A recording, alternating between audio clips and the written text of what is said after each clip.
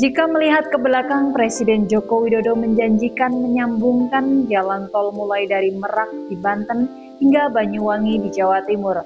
Banyak orang yang bilang itu sulit diwujudkan, namun perlahan mimpi tersebut terus ditapaki. Saat ini tol Trans Jawa tersambung hingga Probolinggo. Tak heran apabila optimisme pun mencuat, sebab kini tinggal menuntaskan potongan kecil di ujung timur Pulau Jawa saja, yakni tol Probolinggo-Banyuwangi-Probowangi yang tengah dikerjakan tahap 1 hingga Besuki dan diteruskan tahap 2 setelahnya dari Besuki hingga Banyuwangi. Meski begitu, membangun jalan yang membelah bumi Belambangan Raya tak semudah membalikan telapak tangan. PT JPB yang ditugasi membangun jalan tol itu akan menghadapi banyak tantangan. Bergerak ke timur selepas Desa Binor di Kecamatan Paiton, Probolinggo, tim konstruksi akan dihadang kaki Gunung Iyang Argopuro di samping kompleks PLTU Paiton. Kawasan tersebut hanyalah tebing yang bertemu lautan. Kemudian dilakukan ekskavasi secukupnya untuk menyediakan ruang bagi instalasi PLTU dan Jalan Nasional Surabaya-Banyuwangi. Selebihnya adalah hutan lebat dan perbukitan cadas. Membangun jalan tol melewati pegunungan memang bukan hal baru bagi jasa marga maupun para kontraktor karya. Namun metode pembangunan harus dipilih secara hati-hati. Tidak boleh menggunakan dinamit karena berdekatan dengan instalasi vital bisa membahayakan kelistrikan seluruh Jawa dan Bali.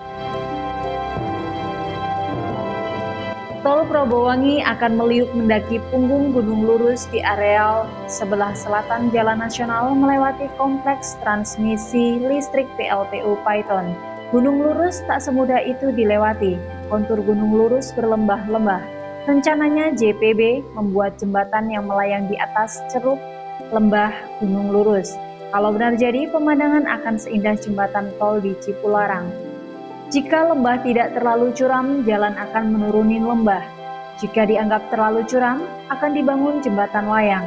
Bukan hanya itu, di punggung Gunung Lurus dekat gerbang perbatasan Kabupaten Probolinggo dan Situbondo bakal dibangun rest area yang berdiri di ketinggian. Dari rest area tersebut, pengguna jalan tol bisa mendapatkan pemandangan laut Selat Madura. Terus ke utara, jalan tol memasuki tantangan lain, yakni melintasi Gunung Ringgit alias Gunung Putri Tidur di kawasan Pasir Putih, Bungatan, Situbondo. Selepas Besuki saja sudah terlihat leher dan dagu sang Putri Tidur menjulang tinggi di kejauhan. Pengguna jalan tol bisa menikmati pemandangan sawah di bawah kaki kegunungan dari rest area Melandingan. Hanya terdapat beberapa ratus meter lahan datar antara kaki Gunung Ringgit dan kawasan pesisir Pasir Putih.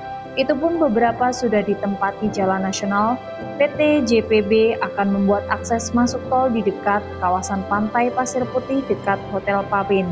Diharapkan para pengguna jalan tol yang ingin melepas lelah biar keluar sejenak menuju kawasan pantai Pasir Putih. Kawasan wisata itu pun bakal tumbuh besar. PT JPB juga membangun beberapa akses tol di titik-titik strategis. Tantangan terberat barangkali adalah selepas Kecamatan Asem Bagus Situbondo, yakni kawasan Taman Nasional Baluran.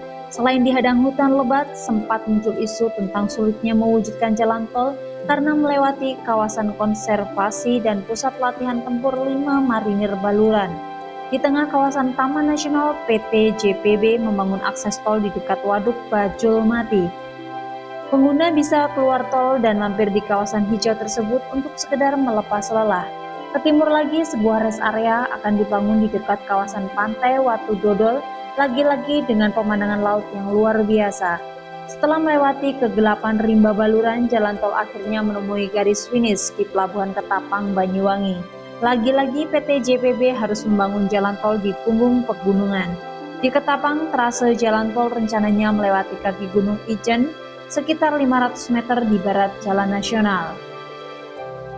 Saat ini area calon jalan tol masih berupa tebing, pepohonan, dan saluran sutet.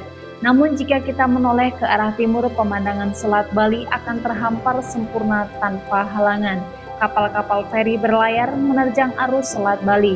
Selepas subuh, matahari akan muncul mewarnai tiang-tiang kapal dan dek-dek pelabuhan, menampakkan citra Banyuwangi sebagai the sunrise of Java.